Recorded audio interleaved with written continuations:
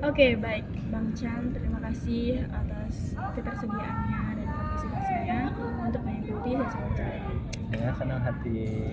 Ya, sebelumnya, perkenalkan saya Dini Septiani Azri. Sekarang saya sedang menempuh studi di Universitas Indonesia sebagai mahasiswa semester 2 di Fakultas Psikologi. Oke, jadi tujuan dari wawancara ini adalah untuk menyelesaikan tugas akhir dari mata kuliah metode observasi dan wawancara dan psikologi perkembangan yang menggali terkait peran dan relasi persahabatan untuk membentuk identitas diri. Peran dan relasi persahabatan untuk membentuk identitas diri. Iya. Konteksnya adalah persahabatan, bukan teman. Persahabatan, ya, teman. Boleh digarisbawahi nggak? Maksudnya persahabatan itu sama dengan teman atau dalam konteks ini dibedakan atau seperti apa, atau tergantung nanti dari sudut pandang saya? Tergantung dari sudut pandang sendiri. Jadi wawancaranya akan langsung sekitar 45 hingga 60 menit. Sebelumnya saya ingin meminta izin untuk merekam jawaban dari Bang Chan. Saya akan menjamin kerahasiaan dari jawaban-jawaban Bang Chan, dan jawabannya ini akan hanya digunakan untuk keperluan akademis. Apakah Bang Chan bersedia untuk direkam? Silahkan. Oke, langsung saja pada pertanyaan pertama. Sejauh ini bagaimana sih Bang Chan mengenal diri sendiri gitu? Oke, sejauh ini saya mengenal diri saya sendiri sebagai seseorang yang cukup struggle dalam mengejar impian saya, karena background saya adalah dari keluarga petani kecil yang tinggal di Sumatera. Jadi saya memang dari keluarga perantauan. Orang tua saya pun aslinya keduanya juga sama-sama perantau. Terus kemudian tinggal di Jambi, saya lahir di Jambi. Nah, dari SD saya sudah merantau. Jadi saya lulus SD merantau, SMP, SMA, kuliah baru ke Depok. Nah, jadi saya mengenal diri saya sebagai seorang yang cukup ambisius dalam menggapai atau menginginkan impian saya untuk tercapai. Nah, bagaimana caranya? Yang pasti memang saya dari kecil sama orang tua saya selalu dididik cukup keras ya, terutama bagaimana untuk memahami sebuah etika, kemudian tanggung jawab, dan yang pastinya adalah saling menghargai dalam lingkungan sekitar. Makanya dalam proses pencapaian itu pun saya paling takut dengan yang namanya melanggar etika dan norma yang ada di sekitar kita. Jadi saya lebih cenderung tipe orang yang negotiable banget. Jadi kalau saya ketemu sama orang, saya bisa dibilang extrovert, boleh gitu kan. Karena kalau ketemu orang, saya lebih nyaman. Ya udah langsung ngajak dia ngobrol, langsung ngajak dia untuk berinteraksi, biar kita tahu nih sebenarnya lawan bicara kita atau lingkungan kita itu seperti apa, untuk memahami itu. Makanya saya tipe orang yang lebih mudah untuk menyesuaikan dengan hal-hal yang baru atau lingkungan yang baru. Mudah hilang juga, identitas saya bukan hilang, tapi identitas yang lainnya saya keep di belakang untuk kemudian saya menggunakan identitas baru. Saya biasanya seperti itu. Selanjutnya, bagaimana sih biasanya Bang Chan itu menggambarkan diri pada orang lain? Oke, saya kalau untuk saat ini konteksnya kebetulan saya baru ikut kegiatan Menwa ya beberapa tahun belakangan, dan memang interaksi saya dengan Menwa ini cukup intensif dan tinggi gitu kan. Makanya saya dari zaman kuliah pun sebenarnya saya tidak mencoba untuk mendeskripsikan atau melabelkan diri saya dengan identitas ini, tapi pada akhirnya karena lingkungan pertemanan saya tahu saya adalah dari instansi tersebut, secara tidak langsung mereka menstigma saya sebagai Chandra Menwa, dan pada akhirnya itu membuat saya secara nggak langsung, meskipun saya kadang mencoba untuk menyembunyikan identitas itu, tapi secara tidak langsung bagaimana saya merespon sesuatu, bagaimana saya melakukan sesuatu, itu selalu identik dengan instansi Menwa ini. Dalam kegiatan fisik, kemudian saya berinteraksi, kadang kalau dalam kondisi tertentu saya harus menggunakan cara berpikir dan pola berbicara saya ketika saya dulu di Menwa. Jadi kalau sekarang sih secara nggak langsung saya cukup mengidentifikasikan diri saya ke hal tersebut. meskipun saya tidak menyebutkan secara langsung Chandra Menwa, tapi beberapa part dari gestur dan juga cara saya berbicara, orang-orang tertentu selalu menganggap saya gitu. Jadi kalau dibilang bagaimana saya mendeskripsikan diri kepada orang lain, gitu. Saya memang identik sama sekarang ini, saat ini dunia-dunia yang bukan terlalu militer ya, tapi yang lebih ke struktural, yang saklek, terus perintah itu dari atas ke bawah, semuanya serba terstruktur, yang kayak gitu-gitu. Jadi kalau yang sifatnya tidak terstruktur dan terombang-ambing itu saya kadang lihatnya tuh risih. Kalau saya mendeskripsikan diri saya ke orang lain, ya saya adalah Chandra yang suka saat ini ya, suka sesuatu yang terencana, terstruktur, terukur.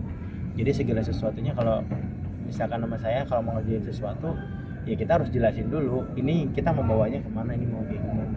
Kecuali memang hanya obrolan biasa, ya saya sangat Chandra yang sangat welcome banget seperti diri saya seperti dulu, yang memang sangat extrovert dan open buat semua hal. Berarti dari hal tersebut apakah ada alasan dibalik hal yang Bang Chan ceritain tadi? Maksud dari alasan? Kayak Bang Chan tuh kayak menggambarkan diri sendiri kayak begitu, ada alasan gitu dibalik semua. Oke. Kalau pertama yang terkait identitas semi militer atau militeran itu, alasannya adalah kehidupan saya sampai saat ini sekalipun memang masih didominasi dengan ruang lingkup tersebut. Jadi menjadi wajar ketika akhirnya identitas ini secara langsung terbawa ketika saya berinteraksi dengan teman-teman yang lain. Tapi yang perlu digarisbawahi juga adalah saya masih mempertahankan bagaimana cara saya untuk approach dan welcome ke orang lain. Alasannya adalah ya saya menganggap orang lain itu sebagai seseorang yang sama dengan kita, sebagai seseorang yang punya pengalaman, kemudian punya kehidupan yang menurut saya sama-sama berharga, yang mungkin perspektifnya bisa berharga juga buat kita. Makanya itu juga jadi penting. Di selainnya memang saya di lingkungan Menwa yang terstruktur, komando segala macamnya, tapi satu hal ini yang akhirnya membuat balancingnya bahwa saya tetap harus bisa open dan menerima seseorang itu dari manapun mereka berasal. Makanya saya selalu bisa terbuka dengan lingkungan apapun. Selanjutnya, hal apa saja sih yang menurut Bang Chan paling menggambarkan siapa sih Bang Chan? Boleh dulu. Hal apa saja yang menurut Bang Chan itu paling menggambarkan diri? Paling menggambarkan saya. Iya. Ini kan sifatnya open question ya. Iya. Jadi kalau saya bilang yang paling menggambarkan saya, kegiatan fisik itu satu. Jadi bukan yang harus berat-berat segala macam, tapi segala sesuatu yang bergeraknya di fisik, kegiatan lapangan, itu menggambarkan saya. Saya tipe orang yang memang, ayo kalau mau di lapangan gas, tapi kalau di belakang meja lama-lama, sorry lah, terlalu melelahkan. Itu satu. Terus kemudian yang kedua saya bilang tadi, terstruktur dan terorganisir. Dua hal itu paling menggambarkan banget siapa diri saya. Saya memang suka orang lapangan, makanya saya open ke orang lain. Terus yang kedua, saya orang yang sangat terstruktur dan terorganisir untuk saat ini. Karena saya pernah mengalami di mana saya sih tidak terstruktur dan akhirnya semua tanggung jawab itu tidak jelas ke siapa. Akhirnya lempar-lemparan dan akhirnya jadi bumerang sendiri buat saya. Makanya sekarang dengan adanya identitas itu tadi, saya di Menwa segala macamnya, belajar banyak hal. Akhirnya saya jadi belajar segala sesuatu memang penting untuk terorganisir dan terstruktur. Baik, selanjutnya siapa sih yang paling berperan dalam proses Bang Chan mengenal diri? Untuk mengenal diri, proses ya. Sejujurnya sampai detik ini pun ada beberapa part yang sebenarnya saya masih bertanya-tanya, who am I? Jadi saya itu sebenarnya siapa? Karena ketika kita ngomongin quarter life crisis sekalipun, kita juga bukan berarti kita tiba-tiba udah lepas dari itu. Kadang ada beberapa part dalam tubuh kita yang kita masih bertanya, ini siapa sih saya? Saya itu tipe orang yang kayak gimana gitu. Nah untuk saat ini pun ada beberapa hal yang sebenarnya saya masih bertanya-tanya juga, tapi untuk majority sebagian besar semua itu sudah terjawab. Karena apa? Ya untuk saat ini sih paling besar dominannya ya lagi-lagi lingkungan menwa saya, karena memang dari awal masuk kuliah sampai akhir masuk kuliah lingkungan saya full di menwa. Nah adapun peran dari teman-teman yang di jurusan, teman-teman di pekerjaan dan organisasi-organisasi kecil lainnya itu sebagai balancing dan sekaligus penyadar bahwa kadang gini, saya kalau di menwa tipe orang itu yang saya tidak menilai segala sesuatu dengan uang. Purely saya melakukan segala sesuatunya, kegiatan-kegiatan itu selalu dilatar belakangi oleh niatan tulus dan ingin membantu. Itu dulu saya sempat mencoba untuk melabelkan itu pada diri saya, dan ternyata saya mengalami sebuah kelelahan. Akhirnya saya bertanya-tanya, emang ini benar jati diri saya kayak gini? Saya coba untuk lepas itu ketika bekerja coba untuk menilai segala sesuatunya, coba kita konversikan ke dalam sebuah materi gitu. Nah ketika saya konversikan itu menjadi sebuah kesenangan karena saya dapat untung. Tapi di lain sisi kadang menjadi beban moral juga, kok saya segininya ya bertindak untuk melakukan sesuatu. Makanya hanya saya memikir dari dua hal itu tadi, teman-teman saya yang bergerak di bidang ini. Jadi memang benar-benar masih mahasiswa. Ada yang di junior saya juga di kampus lain bergerak di bidang multimedia. Memang dia base on-nya adalah nyari duit. Terus kemudian saya di menwa dengan yang didoktrin dan dicoba untuk melakukan sesuatu itu dengan ketulusan hati tanpa pamrih segala macam. Nah kemudian saya menemukan lah akhirnya titik tengahnya bahwa segala sesuatu ini memang kita harus lakukan dengan ikhlas, dengan baik segala macamnya. Tapi kita juga harus realistis bahwa sometimes kita butuh materi dan lain sebagainya gitu. Makanya kita harus pintar-pintar juga pada akhirnya ketika menilai segala sesuatu yang datang kepada kita, manakah yang memang kita bisa dan harus bantu secara ikhlas dan lain sebagainya, atau memang mana yang sebenarnya itu menjadi sebuah potensi kesempatan kita untuk mendapatkan lebih, bukan berarti memanfaatkan orang. Makanya kita harus pintar-pintar untuk menganalisis itu. Nah disitulah saya belajar akhirnya, oh saya tetap harus ikhlas nih ngebantu orang lain, saya harus tetap open, tapi satu sisi saya juga harus nyadarin diri, jangan sampai saya menyiksa diri saya sendiri karena keegoisin saya ingin ngebantu orang lain. Oke, berarti siapanya itu berarti ini orang menwa gitu. Ya, satu orang menwa dan satu lagi teman saya di pekerjaan multimedia. Itu ada teman saya, jadi ada dua sisi, bukan dua orang, beberapa orang sih, mungkin di menwa ada beberapa orang, di multimedia ada 2 orang kurang lebih, yang membuat saya akhirnya sadar ya kita memang harus balancing dalam hal ini. Terkait mengapa Anda memilih orang tersebut?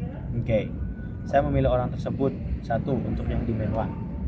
Untuk orang yang di menwa itu saya sebut 2 saja ya. Satu namanya Bang Anggito. Saya baru kenal dia sebenarnya ketika saya masuk dunia kerja, tapi dia anak menwa juga. Kenapa saya memilih dia? Dia adalah orang yang sangat open minded dan tipe orang yang sama sebenarnya, kalau melakukan sesuatu nothing tulus, lakuin aja tanpa pamrih sama sekali gitu. Dan saya menemukan satu frekuensi di situ. Kenapa akhirnya saya tetap bisa memutuskan bahwa hal baik ini tetap harus saya pertahankan. Ternyata ada orang yang melakukan itu juga, dan ternyata dia aja sebenarnya bisa lebih nothing tulus daripada, maksudnya lebih ikhlas daripada saya. Kok saya malah justru pernah merasakan kenapa saya harus melakukan ini ya, padahal ini baik loh gitu. Itu satu Bang gitu. Terus kemudian kalau yang di dunia multimedianya ada 2 orang. Satu senior saya, sebenarnya senior menwa juga, namanya Bang Mukti yang udah berkeluarga. Satu lagi namanya Mas Justice. Nah dia juga track recordnya udah lumayan. Nah mereka berdua ini, satu basicnya sudah punya keluarga, satunya belum, masih anak muda, satu lettingan sama saya. Karakternya berbeda, bahwa yang tua mengajarkan saya untuk bahwa kita ketika melakukan sesuatu tetap harus sadar diri terhadap kebutuhan kita dulu. Kita boleh ngebantu orang, tapi kita juga harus sadar dulu terhadap kebutuhan kita. Jangan kita ngebantu orang tapi kita justru merelakan kebutuhan kita sehingga kebutuhan kita tidak terpenuhi. Kemudian dari teman saya yang satunya tadi, yang si Mas Justice, dia melengkapi bagian itu dengan bahwa segala sesuatunya itu justru dia menambahkan adalah kita harus tetap berserah diri dan tetap berdoa kepada Tuhan. Nah, di sini saya akhirnya dari dua orang ini, terutama di tempat kerja saya yang awalnya menilainya semua materi, ya benar memang materi juga penting, tapi kita harus ngimbangin. Dan di sini ketika ketemu Bang Agito, saya juga justru lebih menguatkan diri bahwa yang selama ini saya coba untuk memutar pikiran saya untuk mengubah ke materi, ternyata enggak, bahwa ini harus tetap dipertahankan. Kemudian dilengkapilah dengan dua orang ini, akhirnya memunculkan bahwa segala sesuatunya memang sebelum kita putuskan harus kita pertimbangkan baik-baik. Ketika kita memang sudah memutuskan untuk membantu, ya bantulah dengan ikhlas. Kalau memang itu tidak layak dibantu sekalipun dan harus kita uangkan, kalau tidak mereka justru yang memanfaatkan kita, ya sudah uangkan saja. Itu saya belajar dari tiga orang ini. Kalau di lingkungan lainnya Menwa banyak sebenarnya. Ada Bang Ali, terus kemudian ya yang sering sih ngobrol sama Bang Ali. Sisanya mah saya explore dulu saja. Baik. Selanjutnya, apakah ada pengalaman tertentu gitu yang membuat pengaruh itu terasa kuat sama Pengaruhnya terasa kuat Iya. bagi saya atau Bagi bagi saya dari mereka? Oke. Sebenarnya ini secara langsung sudah sedikit terjawab dari yang tadi. Pertanyaannya tadi adalah apakah ada pengalaman kan. Nah, terkait pengalaman yang sangat kuat, lagi-lagi saya akan memberikan dua contoh dari dua orang yang berbeda. Di Menwa, satu yang contoh yang cukup berkesan bagi saya dan berdampak, akhirnya saya tetap harus mempertahankan keikhlasan untuk melakukan sesuatu itu ketika Bang Anggito, yang dia sebagai orang baru artinya gini, dia dulu udah di Menwa tapi dia sempat lost kontak, artinya tidak di Menwa beberapa lama karena mungkin satu lain hal. Akhirnya dia datang setelah lulus ya, datang kembali, terus kemudian dia coba mengeksplor di situ. Terus saya ngelihat kok ini orang siapa lah, baru datang tapi kok ada aja kegiatannya, kayak dikit-dikit ngobrol sama orang, nyantai, kadang rusuh juga gitu, tapi dia tuh punya pendirian yang kayak kalau masalah kebersihan dia selalu ngebersihin. Terus kalau misalkan masalah makan, dia nggak pernah namanya makan sendiri. Kalau dia makan pasti ngajak orang lain, mau ada duit nggak ada duit pasti ngajak orang lain. Terus kemudian kalau ngebantu orang lain, misalkan kita lagi ngapain, dia pasti selalu nyamperin, setidaknya mencoba untuk menanyakan lagi ngapain sih, sini aku bantu. Dan ketika ngebantu, ya udah besoknya nggak akan disinggung-singgung apa lagi. Kalaupun dia kesusahan, saya nggak ngebantu sekalipun, nggak akan pernah nyinggungin. Nah itu saya ada di fase itu ketika dia datang. Makanya saya bertanya-tanya sebenarnya, oh dia orang baru apa gimana sih? Oh ternyata dulu udah pernah di Menwa, senior saya 1 tahun, tapi memang sempat off. Nah ketika datang dan ketika saya quarter life crisis saya muncul itu, kemudian ada dia, akhirnya di situ saya memunculkan mulai menguatkan diri lagi bahwa hal itu tadi penting dan tetap dipertahankan. Dan kalau untuk yang lainnya tadi, yang dua itu, ketika saya benar-benar posisi yang ketika di dunia pekerjaan benar-benar capek banget, saya ngerasa ekstra tenaga yang saya keluarkan itu tidak terbayarkan dengan setimpal dari perusahaan saya. Dan kemudian disitulah teman-teman saya dua orang ini tadi yang sama sepenanggungan sama saya, satu mencoba untuk menenangkan, terus kemudian yang kedua mencoba untuk mendeskripsikan bagaimana kejadian, dan yang ketiga ya memang kita harus realistis juga bahwa kalau kita nggak mau diperalat sama orang lain, ya kita jangan terlalu show off kepada orang lain. Makanya segala sesuatunya pada akhirnya kita melakukan yang terbaik boleh, tapi jangan berlebihan juga. Oke, lanjut. Selain orang-orang yang Bang Chan sebutin, apakah ada yang punya teman dekat atau sahabat itu yang juga berpengaruh sama hidup Bang Chan? Ada nggak selain orang-orang yang Bang Chan sebutin?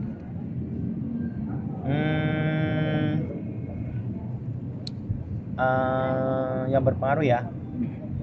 paling saya bisa nyebutin tambahan 2 orang. Satu, Ibu Endang. Tahu Bu Endang? Dosen saya di antropologi psikiatri. Ya, itu cukup berpengaruh karena secara nggak langsung dia pengurus di Iluni UI, kemudian dia cukup dekat juga dengan Menwa, dan ketika saya di kampus saya selalu menjadi titik daya tariknya dia, sehingga saya akhirnya bisa mengenal dia dan saya belajar banyak hal tentang kehidupan ini sebagai seorang mahasiswa antropologi yang belajar kepada dia. Itu pertama. Terus kemudian yang kedua ya pacar saya sendiri yang mendewasakan saya bahwa memang belajar untuk memahami sesuatu tentang perempuan itu nggak mudah.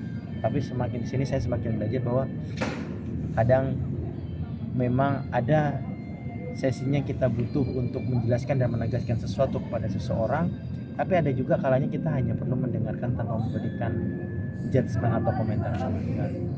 Dan saya belajar banyak hal di situ dari permasalahan-permasalahan. Nah, kalau tambahannya mungkin 2 orang itu yang bisa membuat saya menemukan jati diri saya dan memperkuat identitas saya seperti apa. Sebentar. Baik, selanjutnya apakah Bang Chan pernah mengalami situasi di mana pandangan Bang Chan itu berubah gitu karena seseorang, kayak teman atau sahabat? Bisa diceritakan? Ini konteksnya pandangan itu pandangan seperti apa? Bebas, Bang Chan yang pernah dialami mungkin pandangan terhadap sesuatu itu kayak nggak sesuai gitu sama temannya. Ya, Mungkin ada. secara nggak langsung pertama terkait dunia kerja tadi sama bos saya, mungkin ini juga mungkin dirasain sama semua orang-orang yang tentang udah bekerja bahwa pandangan saya selama kita melakukan sesuatu yang terbaik kepada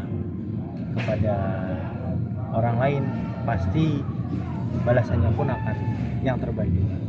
Yang saya sadari adalah setelah itu saya mengalami perubahan pikiran bahwa setelah saya mengalami kejadian itu dan teman-teman saya di multimedia tadi, bahwa belum tentu segala sesuatu yang kita lakukan terbaik akan dibalas yang terbaik juga dari orang itu ke kita. Tapi yang perlu kita sadar dan percaya bahwa pasti Tuhan akan memberikan yang terbaik buat kita. Gitu. Itu pertama. Terus kemudian yang kedua terkait relationship, konteksnya teman dan sahabat. Saya dulu tipe orang yang lumayan kalau udah deket sama orang saya trust banget, percaya, sampai ke masalah privasi handphone. Maksudnya bukan dibuka segala macam, tapi kalau mau minjem HP ya udah silakan. Kalau misalkan mau buat minjem buat ngidupin AC, buat minjem scrolling Instagramnya orang, nggak masalah. Tapi ada momen saya di titik ketika saya pinjamkan ini, ternyata dia open privasi saya, sehingga di saat itu menimbulkan kegaduhan dan ketidakkondusifan antara saya sama dia dan pihak ketiga saya, artinya pacar saya. Nah di situ sampai ada pihak keempat justru yang bikin berantem. Nah di saat itulah saya akhirnya punya pandangan yang berubah bahwa belum tentu orang yang paling dekat sama kita itu bisa kita percaya 100%, terutama masalah privasi yang seperti itu. Makanya apalagi zaman sekarang ya, handphone tuh kita bisa bilang aset nomor 1 lah gitu kan. Yang kita nggak boleh seenaknya atau percaya sama orang lain, apalagi terkait gadget ini, karena gimana pun ini juga semuanya ada di sini. Baik buruknya kita itu ada di dalam sini. Semua bisa dilihat kalau misalkan bocor. Itu dua kejadian paling tidak mengenakan. Baik, selanjutnya apakah persahabatan pernah membuat Bang Chan itu menyadari sesuatu hal tentang diri Bang Chan? Kayak misalnya dari sisi kekurangan, kelebihan, dan cara berpikir Bang Chan.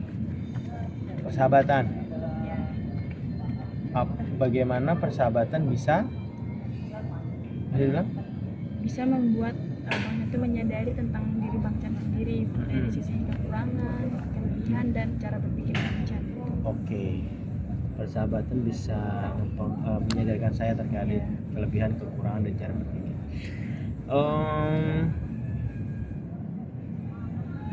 Ya pasti sih, karena statement saya ini sebenarnya akan berulang bahwa dengan adanya persahabatan tadi, Bang, gitu contohnya yang pada saat itu saya ini menyadarkan nih sebenarnya, menyadarkan yang awalnya saya sempat berpikiran bahwa melakukan sesuatu itu harus jelas lah take and give-nya gitu, harus ya kalau lu mau gue bantu ya lu harus nanti minimal lu bantu gue atau setara lah gitu.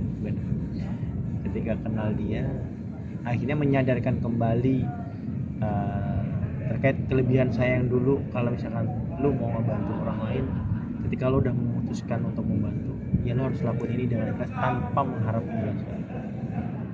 Itu menyadarkan saya untuk memahami dan mempertegas perspektif itu yang sudah diajarkan dari dulu sama orang tua saya. Terus kemudian yang kedua terkait kekurangan saya tadi, menyadarkan saya terkait kekurangan saya yang kalau melakukan sesuatu ini sebenarnya kelebihan ya, tapi bisa jadi bumerang atau kekurangan juga. Ketika saya melakukan sesuatu yang over atau ekstra sesuatu yang berlebihan kepada orang lain, terlalu berkorban gitu kan, itu pada akhirnya ketika kita tidak mendapatkan ekspektasi kita di orang tersebut, akan menimbulkan rasa kecewa yang tinggi. Nah, disitulah akhirnya menyadarkan bahwa saya punya kekurangan. Ternyata satu, ketika saya melakukan sesuatu hal yang baik atau terlalu baik gitu, maksudnya berlebihan gitu kan kepada orang lain, terlalu royal lah kita bilang, di situ saya masih menyimpan yang namanya over ekspektasi bahwa orang tersebut bakal baik juga. Padahal kan kenyataannya bahwa belum tentu loh ketika kamu melakukan itu bahwa dia akan melakukan itu juga. Benar gak? Mungkin kalau kamu nggak tahu udah ngerasain apa belum situasi, tapi saya udah pernah ngerasain situasi itu bahwa ketika saya udah do my best, ternyata yang dikasih cuma ya udah secukupnya itu aja. Nah itu kemudian menimbulkan sebuah kekecewaan yang luar biasa.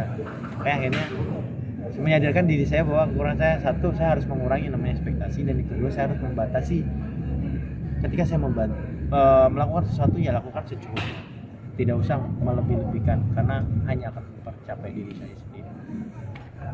Ada lagi yang mau saya jawab, kelebihan kekurangan karena cara berpikir kan itu jadi satu sih cara berpikir saya. Oke, baik. Nah, setelah tadi yang Bang Chan ceritakan, gimana sih perasaan Bang Chan tentang diri Bang Chan sendiri? Sekarang saya lebih accepting ya terhadap diri saya yang saat ini.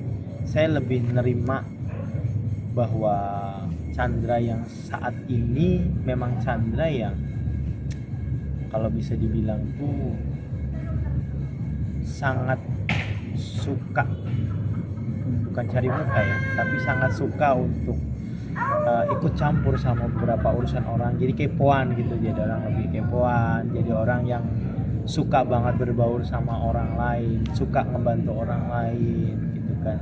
Tapi juga selalu punya prinsip dan pendirian untuk membatasin hal-hal mana yang perlu untuk dilakukan atau difikirkan dan mana yang perlu dan tidak perlu untuk dilakukan. Nah itu yang saat ini saya dapat.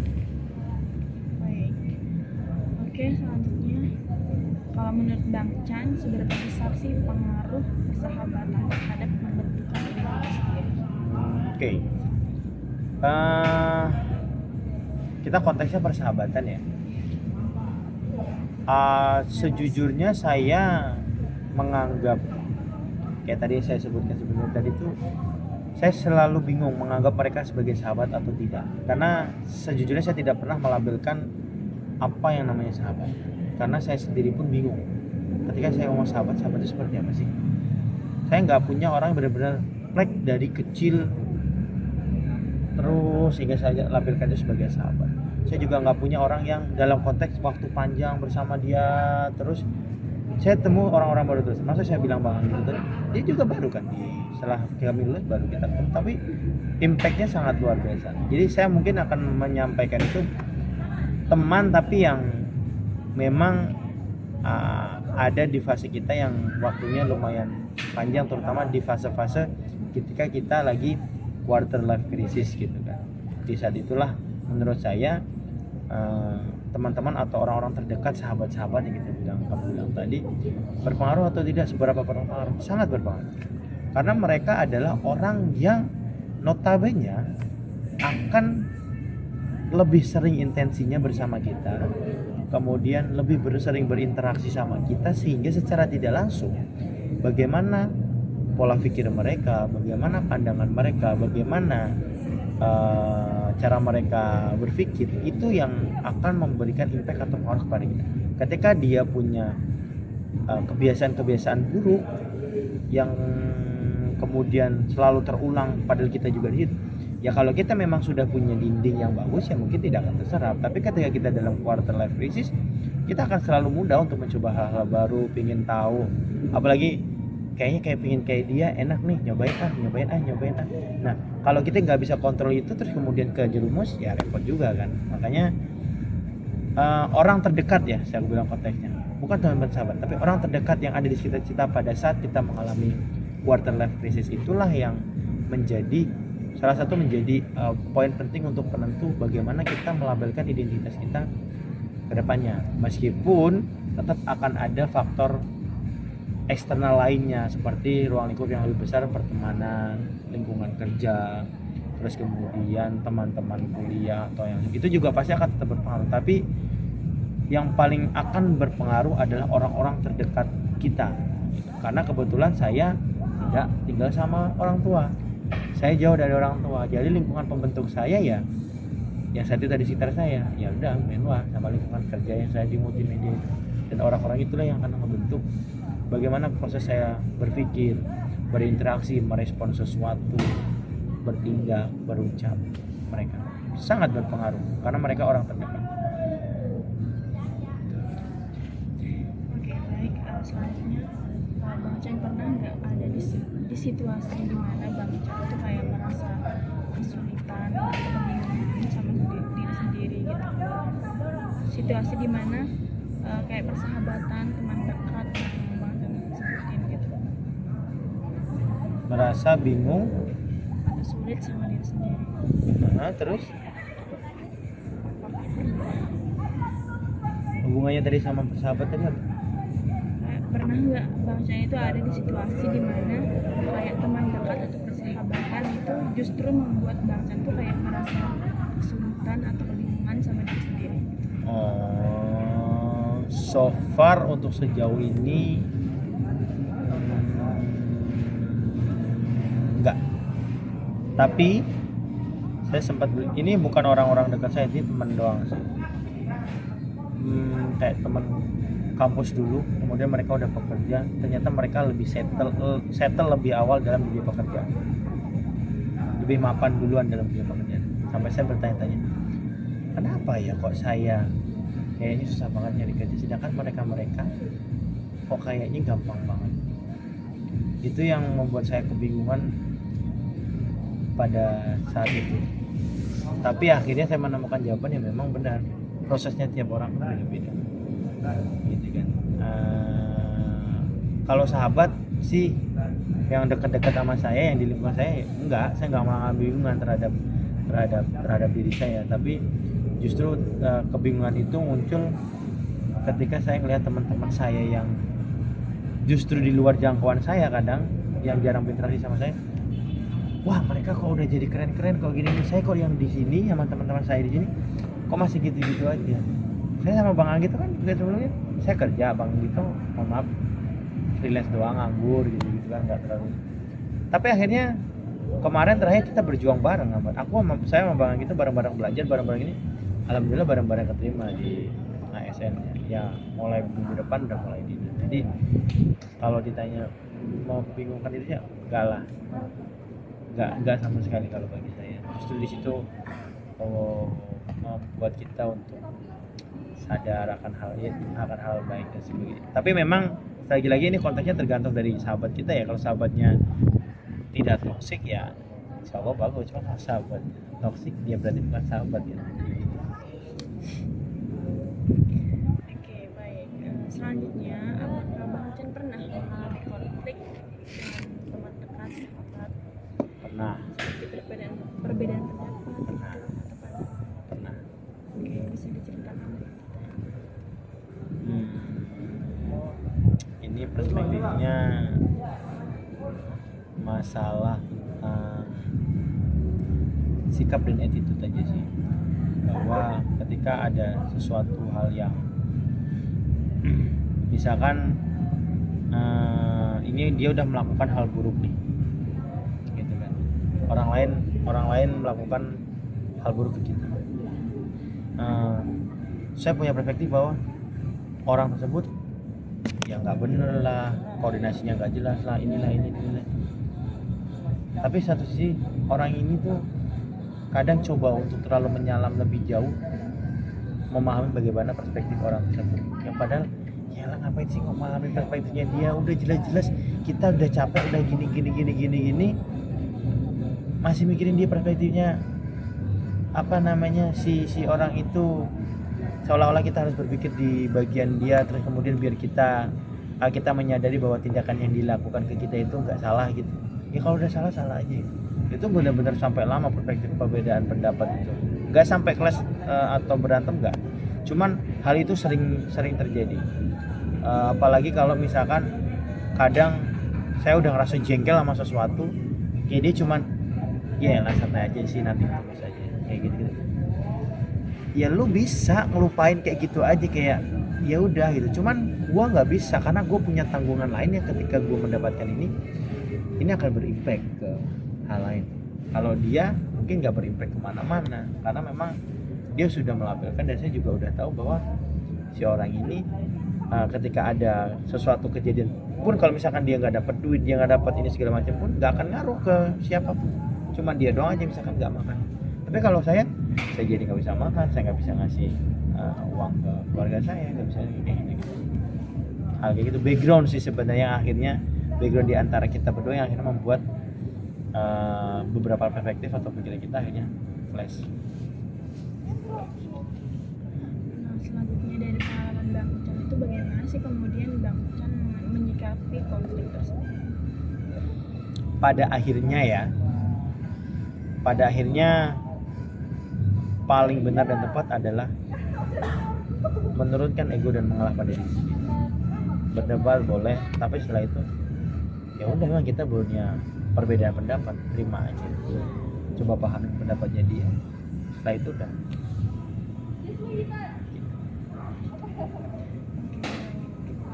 Selanjutnya, apakah ada perubahan dalam cara Bang Ucan itu bersikap tentang diri sendiri setelah kejadian tersebut?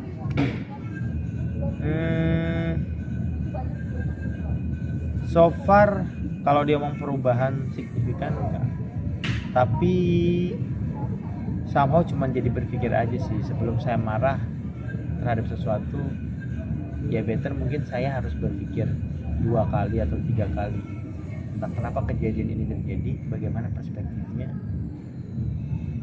Setelah itu sekiranya saya tidak perlu marah, ya nggak usah marah. Tapi kalau memang udah dipikir 2-3 kali seterusnya untuk marah, ya baru lebih berpikir double aja sih menyikapi sesuatu. Selanjutnya, apa aja sih pelajaran yang penting yang Bang Ucan dapatkan tentang diri Bang Ucan sendiri dalam pengalaman mendekat atau bersahabat? Pelajaran pentingnya sebenarnya pertama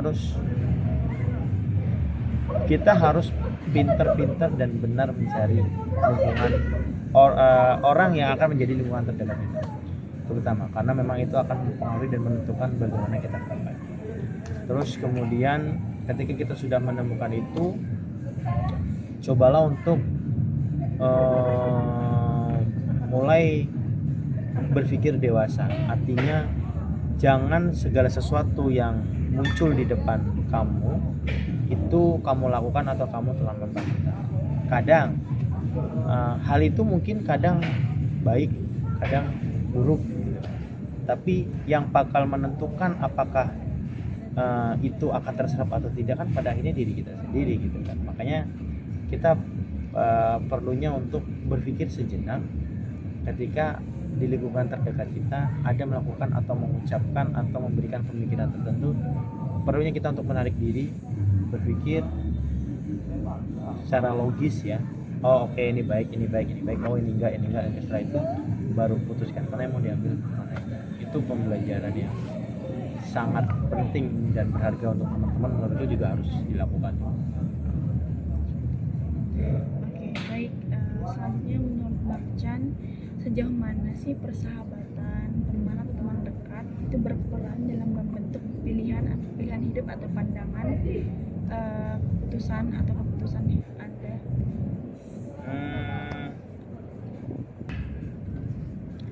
Oke, selanjutnya menurut Bang Chan, sejauh mana persahabatan atau teman dekat lah istilahnya itu berperan dalam membentuk pilihan hidup atau keputusan Bang Chan sejauh ini, membantu Bang Chan merubah mindset yang awalnya berfokus pada satu hal.